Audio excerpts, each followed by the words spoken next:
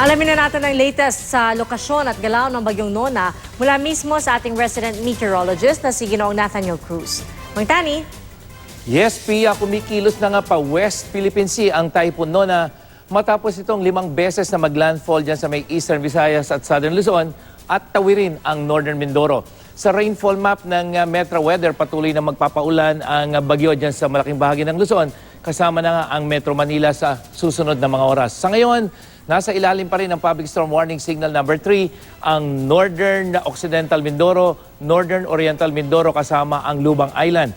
Signal number 2 naman dyan sa Bataan, Batangas, Cavite, nalalabing bahagi ng Mindoro provinces. Kaya manatiling IM ready sa masamang panahon na posibleng magdulot ng flash flood, landslide at storm surge ang mga nabanggit nating probinsya.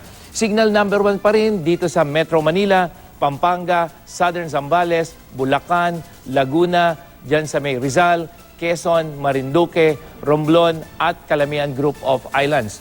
Sa pinakabagong track ng Pag-asa, sa Biyernes pa ito, posibleng lumabas ng Philippine Area of Responsibility bilang isang low pressure area.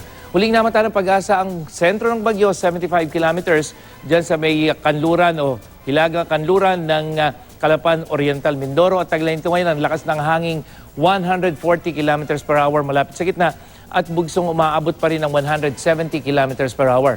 Patuloy na kumikilos ito pakanluran sa bilis na 11 kilometers per hour. At bukas mga kapuso, paghandaan pa rin ang misanang malakas sa pagulan dyan sa Southern Tagalog provinces, yung Calabarzon at Mimaropa region. At dito sa Metro Manila, nananatiling mataas ang tsansa ng ulan sa maghapon.